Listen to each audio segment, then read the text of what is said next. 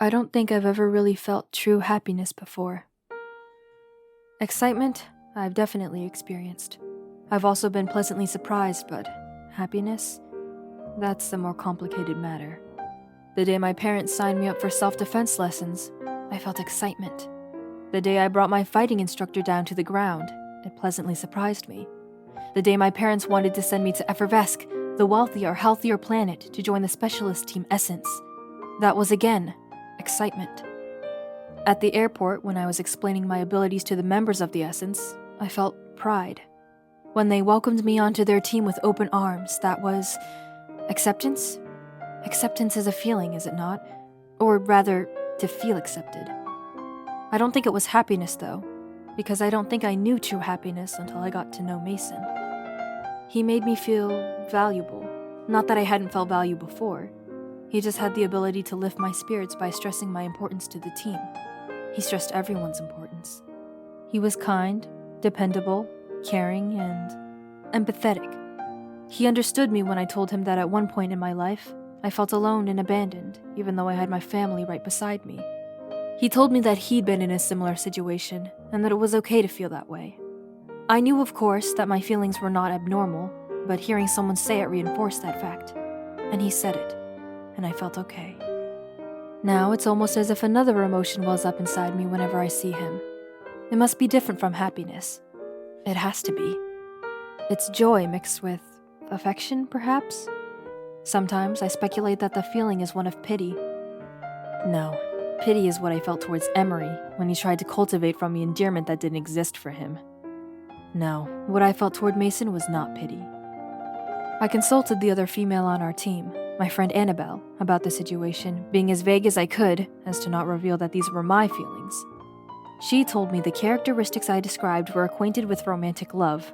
Later, I scoffed at myself in private, convincing myself that I was not at all falling for Mason in the slightest. Yet, whenever I saw him conversing with Annabelle, as he so often did, I always became very self-aware for inexplicable reasons. I never used to be like that, not towards anyone for that matter, which is why it's even more confusing to me now. I asked Annabelle if jealousy was associated with romantic love, but I already knew the answer before she said, It can be. I almost hoped it wasn't true, especially when she and Mason came out about their current relationship being more than just friends. I felt a pang of what I couldn't distinguish as anything other than jealousy, and a hint of disappointment. I hated it, but I couldn't help it. After that, I became so bitter at the prospect of their relationship continuing and eventually evolving into something more that I quietly, unintentionally, set out to break it.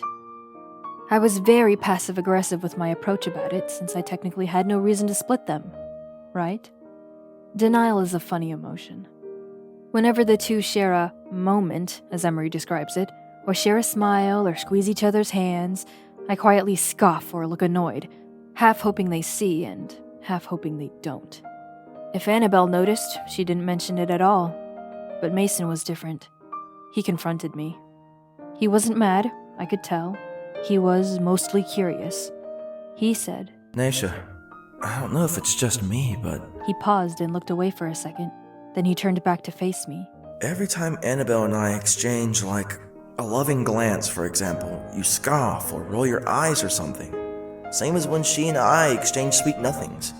Sometimes you reply with a remark or something, and is everything okay? Is there something wrong? You can tell me. I tried to look as stoic as I usually am, even though my heart was racing. No, I replied coolly. Everything is fine, There's something definitely up. he countered. How sweet is ignorance and the benefit of the doubt. I don't think you understand, I tried to explain. My actions have not changed. You two becoming a couple has not done anything to me personally. Emery has called me cold. Perhaps my snarkiness is amplified when it comes to tender matters such as love. It felt strange on my tongue. Misplaced. It didn't belong there, that word. Mason shook his head. I don't think that's it. Was he about to find me out? It could be because of your apathetic nature, but I feel like it could be something else. He stared at me. I stared back, willing all emotion to drain from my eyes.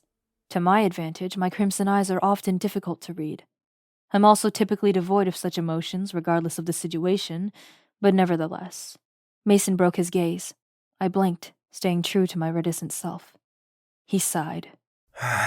Can you just, I don't know, be happy for us? Happiness.